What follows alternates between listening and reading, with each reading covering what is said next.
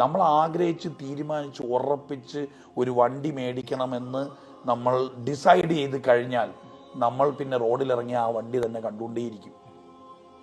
ഒരു വണ്ടി നമ്മൾ മേടിക്കുമെന്ന് ഉറപ്പിക്കണം, തീരുമാനം എടുക്കണം, പ്രൈസും ചെക്ക് ചെയ്ത് നമ്മളത് കൺവിൻസ്ഡ് ആയിരിക്കണം. അത് കഴിഞ്ഞാൽ പിന്നെ നമുക്ക് ചുറ്റും കാണുന്ന മൊത്തം ആ വണ്ടിയായിരിക്കും. അതെന്താന്ന് ചോദിച്ചു കഴിഞ്ഞാൽ അങ്ങനെയാണ് നമ്മൾ ഡിസൈൻ ചെയ്തേക്കുന്നത്. നമ്മുടെ ഡിസൈനർ നമ്മളൊരു കാര്യം ഉറപ്പിച്ചു കഴിഞ്ഞാൽ ഫോക്കസ്ഡ് ആണെങ്കിൽ നമുക്ക് ചുറ്റും വേണ്ടത് നമ്മളുടെ ചുറ്റുമുണ്ട്. പക്ഷെ നമ്മുടെ ഫോക്കസ് ഉറപ്പിക്കണം.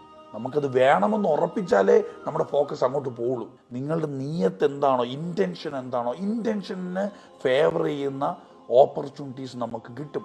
നിങ്ങളുടെ ഇൻറ്റൻഷൻ ജോബ് കിട്ടലാണ്, വേണം, എനിക്ക് ജോലി വേണം എന്നൊരു നല്ല പോസിറ്റീവ് ഇൻറ്റൻഷൻ ഉണ്ടെങ്കിൽ you need to prepare yourself. അപ്പം ലോട്ടറി ടിക്കറ്റ് എടുക്കുന്നത് ശരിയാണോ തെറ്റാണോ എന്നുള്ളത് രണ്ടാമത്തെ വിഷയം.